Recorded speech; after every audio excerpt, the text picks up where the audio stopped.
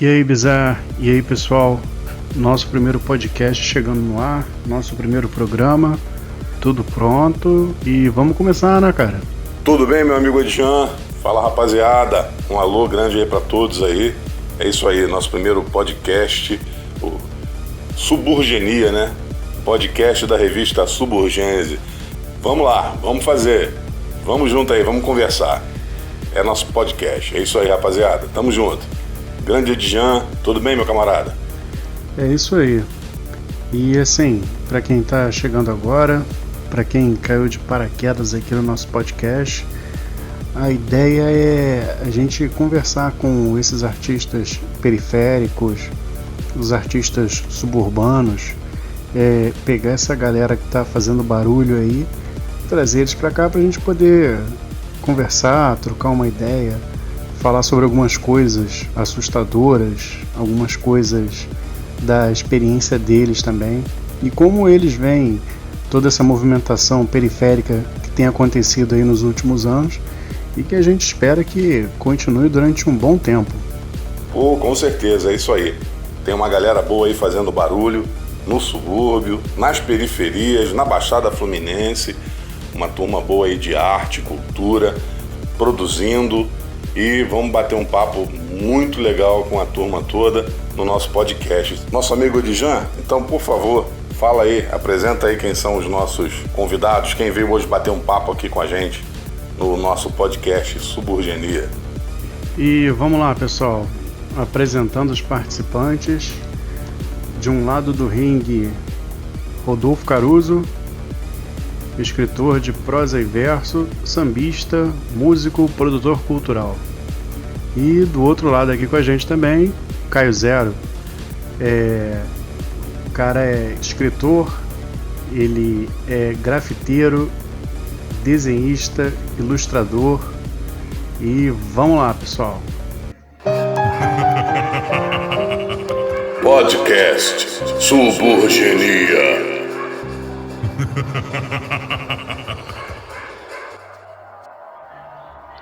Os fantasmas causam maior medo de longe do que de perto. Nicolau Maquiavel. Podcast Suburgenia. Carioca vascaíno, escritor de versos e prosas, sambista, cantor, produtor cultural, Rodolfo Caruso é um artista brasileiro. Se encontra aqui com a gente hoje na nossa cápsula virtual, onde gravamos o Suburgenia para uma conversa. E aí, Rodolfo Caruso, seja bem-vindo. O microfone é seu. Salve, moçada. É um prazer muito grande estar aqui dentro dessa cápsula virtual, no Suburgênese, na revista Suburgênese, no podcast Suburgenia, maior barato. Estou adorando esses nomes todos aí. Está dentro de uma cápsula virtual, é muito interessante. Obrigado, Bizarro, obrigado, Edjan, e é um prazer poder participar. E já são quantos livros publicados? Fala um pouco sobre seus livros. Bom, em relação aos livros, eu tenho livros de poesia publicados, são 5 livros de poesia publicados. Tenho participação também em algumas antologias aqui de poetas pelo Brasil.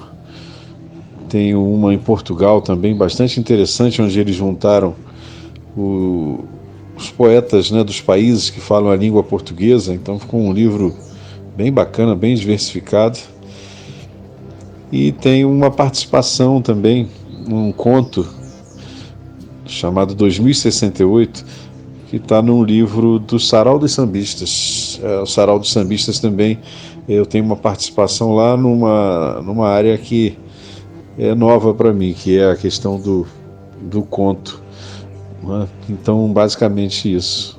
5 livros publicados.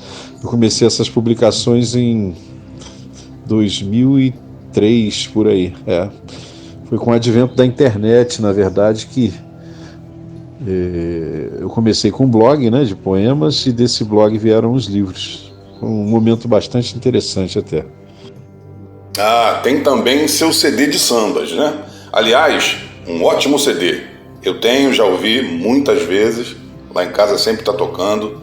Excelente produção, excelentes composições, ótimo CD. E aí, fala um pouquinho pra gente do seu CD. Oi, Bizarro. Em relação ao CD, o CD foi um trabalho, né, que a gente teve a oportunidade de realizar junto do AP Studio. Era uma ideia antiga, resolvemos fazer um formato de EP. O EP ele pode ter de 4 a 6 músicas e nós colocamos então um CD no formato EP com 6 músicas e são músicas que retratam bem aí uma parceria maravilhosa junto com João de Abreu Borges, junto com João Monteiro, junto com Juarez Amizade. Então coloquei 5 músicas autorais e uma gravação da música Saudações Imperianas dos meus queridos compositores Mário Júnior e René Andrade. Saudações Imperianas então é uma das músicas. As outras faixas, Águas da Paixão, em parceria com Monteiro e com Abreu. O Cardápio de Primeira, parceria com Juarez Amizade e Roberto Bom. Juízo, que é de minha autoria, ela está ali. O Caso é o Seguinte, com Abreu e com Monteiro. E a Canção de Iemanjá, com Abreu. Esse livro, então, tem... Esse livro não, esse EP. Esse EP, então, tem essa característica. Foi lançado em 2017. Está em todas as plataformas digitais aí. E uma das músicas, que é o Cardápio de Primeira, tem tocado bastante na Rádio 94 FM, no programa Devotos do Santo Samba, aos domingos, de meio-dia às 14 horas, com meu querido Paulo Júnior. Então, esse EP realmente está fantástico. Assim, é uma bênção. Agradeço muito a Deus, ao universo, aos orixás africanos por essa bênção de poder ter gravado, né? E ainda fizemos um videoclipe, uma produção muito bacana, do Luiz Henrique Faria. Tem um videoclipe da música Águas da Paixão, tá no YouTube, lá no meu canal. O EP realmente é uma coisa muito, muito bacana, é um trabalho, um registro muito legal. Caruso, e sobre seus escritos de ficção científica? Sabemos do seu conto seriado, né?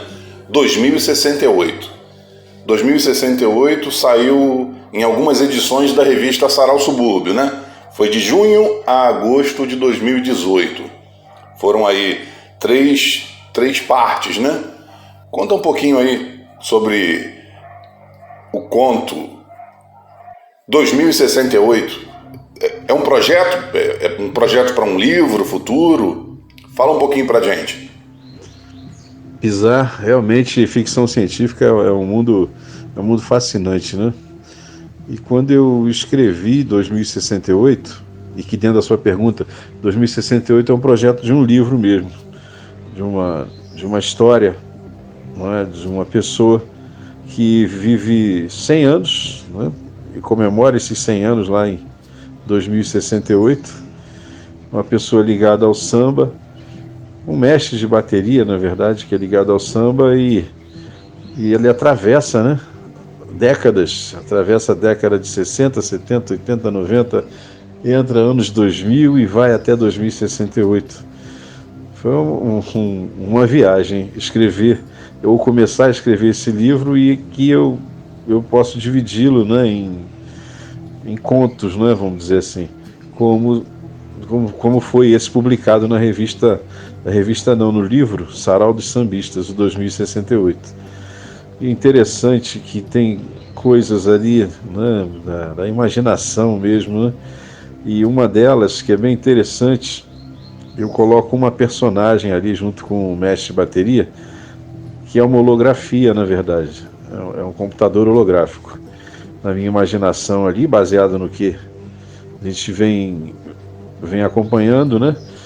E isso foi escrito tem pelo menos aí uns 10 anos atrás. E vi recentemente numa série da Netflix, eu acho, eu acho que chama-se Oda Outro Lado, se eu não me engano, acho que é Outro Lado, não vou lembrar agora o nome da série, em que, resumo, existe já o computador lá, holográfico, o computador holográfico.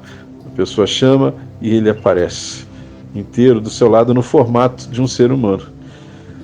Então, a ideia, assim, é o projeto de um livro chamado 2068, onde eu vou contando a trajetória, então, desse mestre de bateria, que comanda uma bateria holográfica, com gente do mundo inteiro, na verdade, nessa bateria.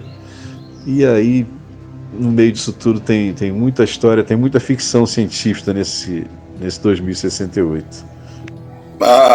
Tem ainda o conto 2022. Saiu também na revista Sarau Subúrbio, na edição número 6 de setembro de 2018. E aí, a previsão que está lá no conto, a sua previsão vai se concretizar mesmo em 2022? O Bizarro, eu confesso para você que eu estou tentando lembrar aí dessa previsão aí do 2022, mas eu creio que ela está ligada à abertura de uma caixa, não é isso? No Museu Nacional. Na porta do Museu Nacional tem uma caixa que foi colocada, eu acho, há 50 anos atrás, e que eles vão abrir em 2022 agora, se eu não me engano é isso. Eu escrevi, né, sobre essa questão, sobre essa caixa que está no Rio de Janeiro, né, na entrada do Museu Nacional, está lacrada lá para ser aberta em 2022.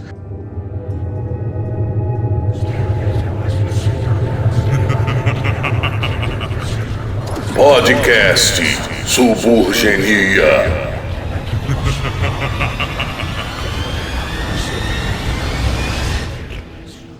Olá pessoal, meu nome é Djan, estou aqui na cápsula virtual, parte do programa do nosso podcast Suburgenia, o podcast da revista Suburgênese, e agora eu vou dar continuidade na nossa conversa recebendo o Caio Zero, grande quadrinista do subúrbio aí, artista, desenhista, grafiteiro, o cara joga nas 11.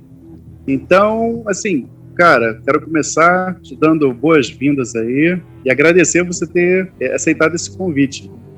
Boa noite, galera. Primeiramente, prazer é meu, né, de estar aqui, contribuindo aí com um podcast. E é isso. Caio, eu queria que você falasse um pouco do seu trabalho, cara. O que você já publicou? Em que parte você tem atuado recentemente? Pode ficar à vontade, o microfone é seu. Beleza. Então, tipo, eu conto muito com o tempo atual mesmo, né, das coisas que eu tô fazendo agora. Tô terminando os estudos na Universidade Federal Rural, de licenciatura em artes, e com o tempo livre eu vou pegando freelancer de ilustração, de design, o que vai aparecendo, na verdade, eu tô pegando, né? E junto a isso também eu tô fazendo a produção do Rume, que é uma história em quadrinho, a primeira história em quadrinho assim que tem uma narrativa mais longa, que vai ser colorida também, então tá dando um trabalho diferente para mim. E paralelo a isso eu tô atuando no Subúrbio Zero, na revista XTPO, e é isso. Eu queria que você falasse mais um pouco sobre a revista, né, XPTO, né? Eu achei interessante essa proposta. Como é que foi que surgiu essa ideia?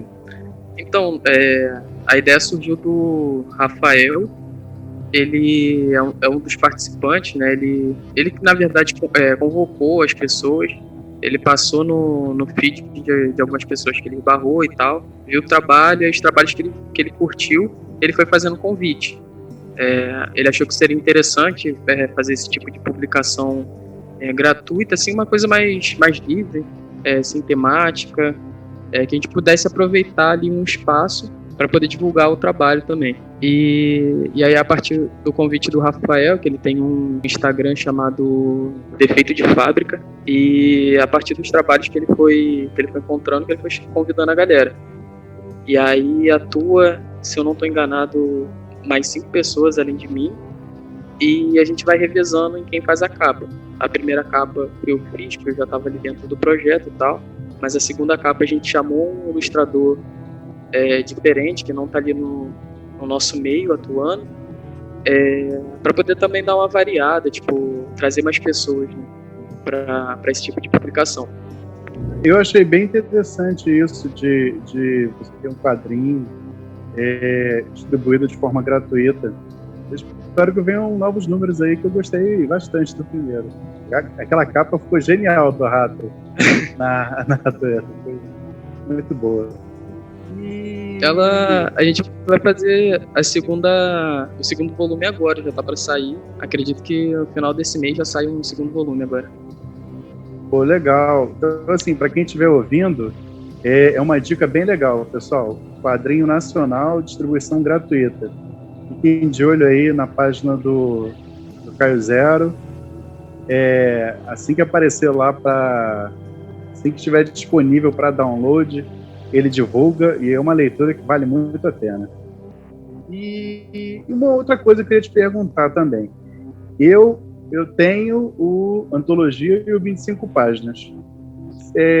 Me pareceu que a sua construção de texto sempre teve um pouco de pé na poesia. Tem algumas coisas lá que tem o desenho, mas dá para ver também que, assim, os textos que você pensa, eles são bem poéticos, né? É como se fossem fragmentos da realidade mesmo, mas colocados de uma forma vai mais para poesia. E como é que foi essa mudança de sair desse tipo de visão e começar a trabalhar com terror no Subúrbio Zero? Boa. Cara, tipo, eu sempre fui muito de experimentar, assim, linguagem, experimentar traços, experimentar finalização e tal. E acredito que cria essa ideia de poesia, porque eu vou tentando selecionar as coisas que me passam ali no momento. E acho que por soar, sei lá, às vezes meio melancólico e tal, acaba tendo um quê de poesia. E ali eu fui criando um espaço de conforto que eu nem sabia, eu só fui sendo levado para aquele espaço. Aí depois que surgiu o convite para estar no Subúrbio Zero, que aí eu falei, pô, tipo, isso aqui já é uma parada totalmente diferente do que eu tô produzindo. Como é que eu penso a imagem, como é que eu penso a construção da narrativa, finalização e tudo isso. E aí eu sempre gostei muito também, ressaltar aqui porque eu acho importante, sempre gostei muito de ficção científica, assim, tipo, via muito além da imaginação, tanto as séries antigas, o remake que tá lançando, eu sempre gostei muito, porque tem uma coisa de um mistério, uma coisa que acontece que não é explicada, e aí aquilo ali, pra mim, também é muito terror, assim, ela soa muito como às vezes uma coisa meio obscura e tal. Então acho que já era um lado que eu tinha guardado, né? Que tava ali só enquanto eu via a série, mas aí quando eu fui chamado para fazer parte do Subúrbio Zero, acho que me reativou esse lado de não só de absorver essas coisas, mas de poder produzir essas coisas, né? E aí acho que foi olhar para um outro lado que eu tinha, que estava mais guardado, ele estava mais quieto, mas que valia a pena aparecer, né? Experimentar também. Legal. Agora, me tira uma dúvida. O livro que você está trabalhando agora, o Rume, ele tem uma base bem autobiográfica sua, né? Sim. E aí eu queria que você falasse um pouco mais sobre isso. Então, o Rume, ele é meio que, eu vou falar assim, construção de vida, porque ele tem diversos elementos assim que eu tive contato quando eu era criança, ou que eu ouvi falar quando eu era adolescente e tal. E conforme eu fui amadurecendo e eu queria criar uma história, eu fui colocando esses elementos que eram os elementos mais próximos que eu tinha. Aí o Rume é a primeira história que eu criei, na verdade, antes do Antologia, antes do 25 páginas, sendo que por ela ser uma história grande e demandava mais tempo, demandava mais trabalho, mais amadurecimento, eu sentia que ainda não estava pronto para desenhar aquela história. Então eu pensei que poderia ser interessante eu usar de laboratório umas narrativas mais curtas, experimentar a linguagem do quadrinho, para depois começar a pensar o Rume, amadurecer a construção que ele tinha e tal. E aí eu acho que atravessa muito uma coisa autobiográfica, porque ele tem muitas experiências que eu acho que me impactaram, assim, com pessoas vivendo em situação de rua, com o bairro, né, porque ele se passa todo ali em Bangu, que é o bairro onde eu morei muito tempo lá, até vim aqui para Seropédica. Eu também trabalhei lá, as ruas que o Rume passa é a rua que eu trabalhei, porque eu sempre passava numa rua específica, que era do ponto de ônibus, e eu vi um prédio abandonado lá, e eu começava a ficar pensando, pô, e se morasse alguém, sabe? E aí, daí que foi partindo as histórias também. E, claro, assim, tipo, algumas coisas que o personagem pensa, algumas coisas que ele fala, é muita coisa que eu tava processando também ali no final da adolescência, com questão de morte, vida e de afeto. Então, acho que, apesar de ser um personagem que tá vivendo uma condição diferente da minha, ele é bem autobiográfico. Beleza. E Caio, fala um pouco aí do que você achou da repercussão do Subúrbio Zero no Instagram. Você estava esperando que fosse alcançar tanta gente? Porque, assim, desde a primeira publicação, a página deu um de espectadores, né? Sim. Então, quando eu vi o trabalho, assim, tipo, vi o roteiro, aí imaginei como seria o projeto, eu já achei, assim, ele sensacional, porque eu nunca vi nada parecido. E ainda mais, assim, de uma forma gratuita, ou contos curtos. Eu gosto muito dessa coisa de conto curto, porque às vezes para ler uma coisa longa você precisa de mais tempo, você precisa estar fixado em algum espaço ou algum momento, e uma coisa curta é bem mais rápido. Você vai pegando conceitos assim e tal. E então quando eu tive essa ideia do projeto, eu já achei ele extremamente interessante. Eu não imaginava que veria, tipo, bastante pessoa, e não só, tipo, em curtir o trabalho, em comentar ou compartilhar, seguir a gente, mas também em me mandar mensagem no privado, assim, perguntando quando é que vai sair outro, que a gente tá muito tempo sem produzir, que a gente tinha que fazer mais coisas, ou até que viu algum filme, lembrou. Tem até uma parada que eu achei muito maneiro, que no último trabalho que foi lançado do Subúrbio Zero, que foi a ilustração com o garoto pegando a pipa, um estudante daqui da Rural, ele mandou uma mensagem, falou, pô, uma saudade de pegar pipa e tal, a voada era muito bom e tal, não sei o quê. E aí eu comentei, né, lá com ele e tal, dessa atividade, que acho que era bem maneira mesmo. E depois ele foi e mandou uma foto que caiu uma pipa vermelha na casa do vizinho dele mesmo. Aí ele mandou uma foto e depois gravou um vídeo, assim, ele tentando pegar a pipa com bambu. E aí eu achei isso muito maneiro, porque vem, né, a galera vê, fixa a história pra eles e depois eles vêm compartilhando. Então, tipo, a gente cria uma comunicação que não teria se não tivesse história, sabe? Acho isso tá sendo muito legal, assim, essa repercussão. É interessante, rola uma identificação mesmo, né? Uma coisa que a gente não está acostumado a ver em histórias, quadrinhos de terror. E quando a pessoa que passou por aquilo se vê representada, é muito legal, muito legal. Caio, quero te agradecer por estar aqui nesse primeiro bloco. A gente já vai para o segundo bloco agora, que são duas perguntas bem diferentes para você e para o Caruso. E aí, pessoal, continue nos escutando. Já voltamos. Eu sou cada pesadelo que você já teve. Eu sou o seu pior sonho se tornando realidade. Eu sou tudo o que você sempre teve medo. It, a coisa. Bom, voltamos. Agora, a última parte do nosso podcast. Caio, eu queria te fazer uma pergunta.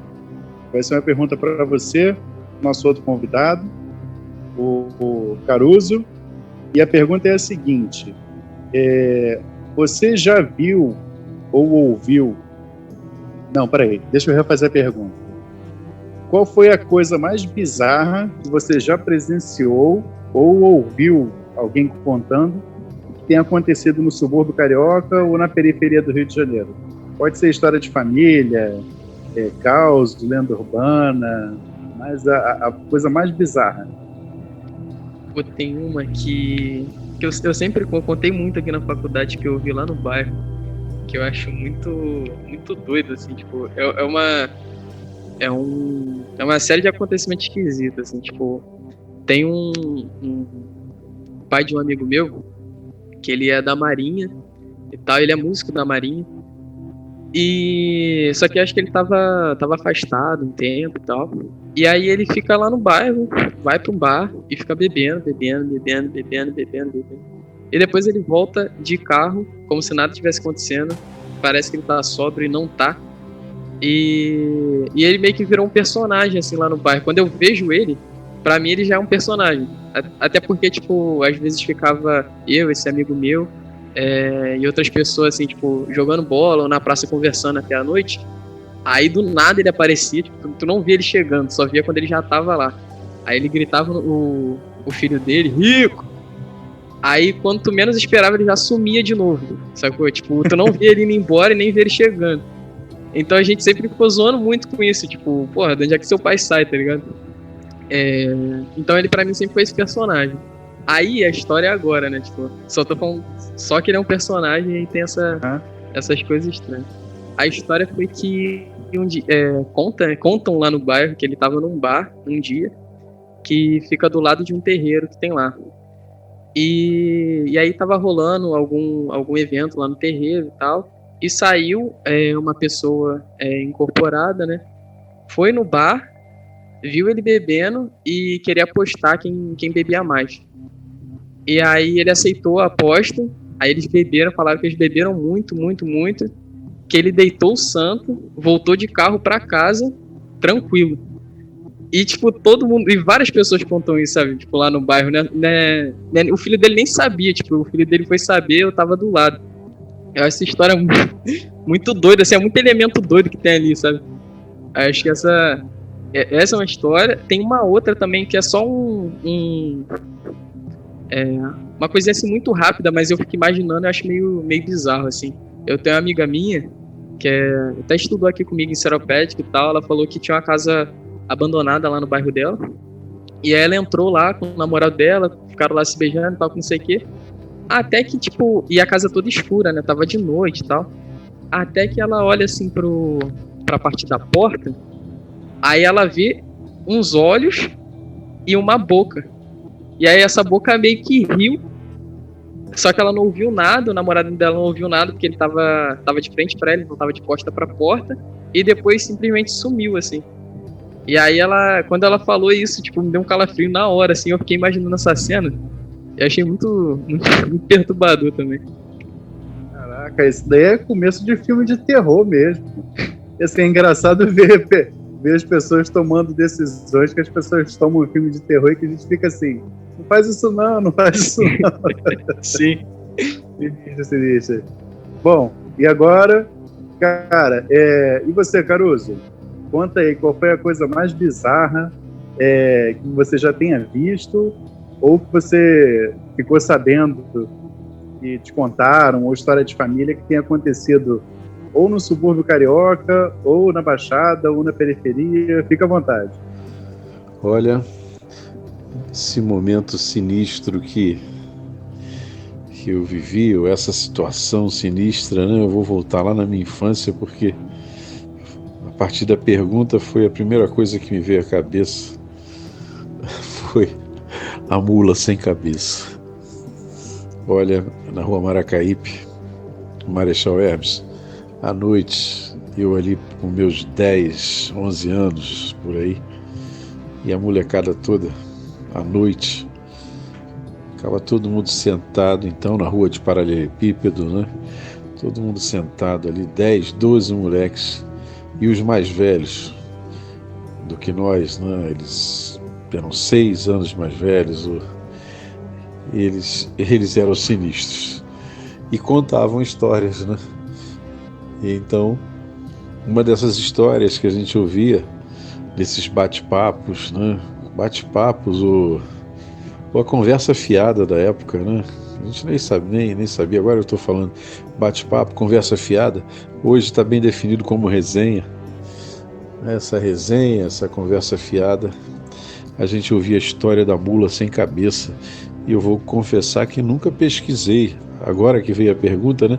Eu nunca pesquisei sobre a origem dessa questão da mula sem cabeça. Eu vou pesquisar. Eu sei que era assustador, porque os mais velhos contavam pra gente que a mula sem cabeça, sexta-feira, ela entrava, vinha da Rua do Rio, simplesmente a Rua Saravatá, vinha da Rua do Rio, a mula sem cabeça, e entrava pela rua, e quem se confrontasse com ela seria literalmente torrado pela cabeça, pela falta da cabeça dela, pelo lugar da cabeça dela, que tinha ali era fogo, era muito fogo mesmo. E detalhe, a única forma de você matar a mula sem cabeça era tirando sangue dela, nem que fosse com um alfinete. Assim rezava a lenda. E a gente ouvia essa história, e o pessoal contava de um jeito que ia crescendo, e eu estou me lembrando aqui agora, meus olhos iam se arregalando e eu ia ficando assustado, mas muito assustado. Eu e a molecada toda, né, com a mula sem cabeça. Eu confesso que eu ia dormir apavorado, na verdade, mas ao mesmo tempo me fascinava. Saber que só com um alfinete, se você conseguisse chegar com um alfinete nela, você matava a mula sem cabeça, literalmente. Mas confesso, olha, agora eu vou aprofundar esse assunto aí. Da onde que surgiu, né, essa história da mula sem cabeça? A mula sem cabeça realmente é um personagem folclórico, com certeza, né? Quiçá mitológico, né? Aqui do folclore brasileiro, do folclore nacional. Mas eu tenho que ir lá pesquisar para ver. Mula sem cabeça, grande recordação, com certeza, apavorante. Caraca, aí, fica difícil saber qual das duas histórias é a mais sinistra. Cara, e a outra pergunta, para o Caio de novo. Caio, como é que você imagina o subúrbio do Rio de Janeiro, né, a periferia, daqui a 100 anos? O futuro dela? Cara, é uma pergunta assim que me deixa pensando agora, porque eu não projeto muito, tipo, a mente pro futuro, sabe? Eu sou muito do cara que tá no presente, vou viver o presente, no máximo eu penso amanhã, mas pensar, tipo, um tempo muito mais à frente é muito difícil. Mas eu acho, tipo assim, pelas movimentações que hoje em dia, por estar no meio artístico, eu vejo a galera se movimentando e tal, criando projetos, criando eventos. Eu acho que falta pouco para as pessoas do próprio subúrbio, assim, tipo, começar a absorver esse tipo de coisas que as pessoas do subúrbio produzem e começar a virar um polo cultural, tipo, muito forte. Acho que o subúrbio tem uma potência muito grande, assim, cara. As histórias são muito ricas, da galera que produz, o material, cara, que fazem, eu acho muito fantástico. Então, assim, se fosse para imaginar que agora, daqui a 100 anos, acho que a gente seria uma potência cultural. Isso aí, amém. Vamos trabalhar para isso mesmo. E agora, e você, Caruso, como é que você imagina que vai ser a periferia ou o subúrbio do Rio de Janeiro daqui a 100 anos? Se você dormisse agora e acordasse daqui a 100 anos, como é que você acha que vai estar? Pergunta difícil essa, hein? Essa é uma pergunta difícil. Como será o subúrbio daqui a 100 anos? Rapaz, nós estamos em 2021, então é o ano 2121. Caramba, 2121. Olha, o subúrbio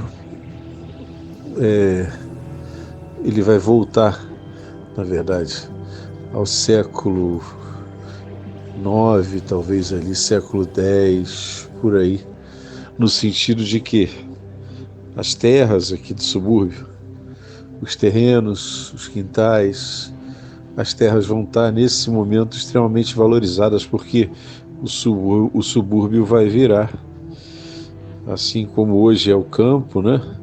O subúrbio vai ser para a agricultura. Sim, a agricultura. O suburbano, né? Ele vai virar agricultor por uma questão de subsistência, de subsistir mesmo, né? De ter uma criação ali mínima de animais, a lavoura, né? Os vegetais.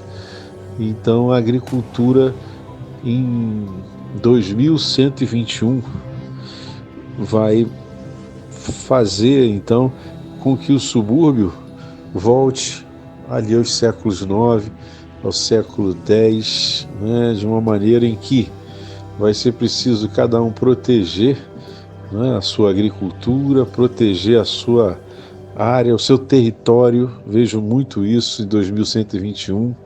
Nós vamos ter, como diz aquela banda Sepultura, né? War for Territory. War for Territory. Vamos ter guerra por território. Hoje já é possível perceber, mas é por outros motivos que eu não vou me aprofundar. Mas isso vai levar a essa condição do suburbano agricultor. A agricultura vai ser forte.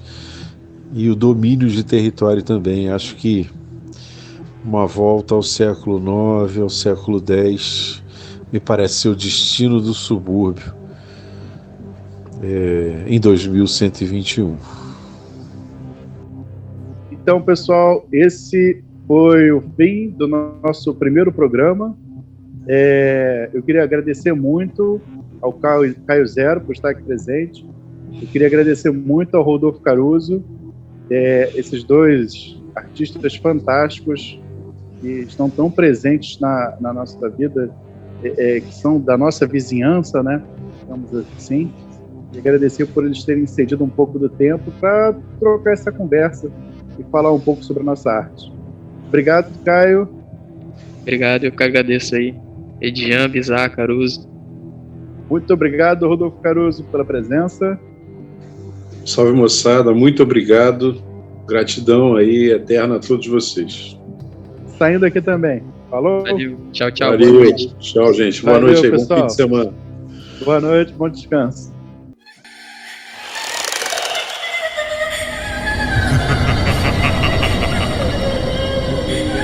Podcast Suburgenia.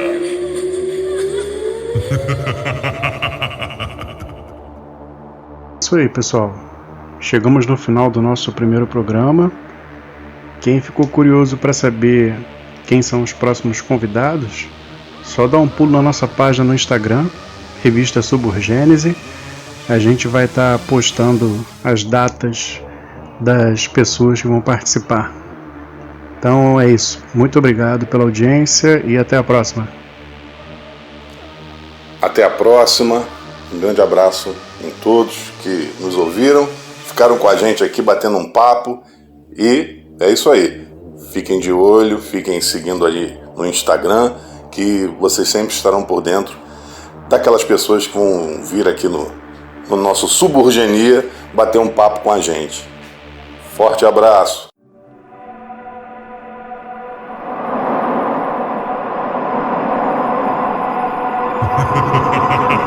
Podcast Suburgenia.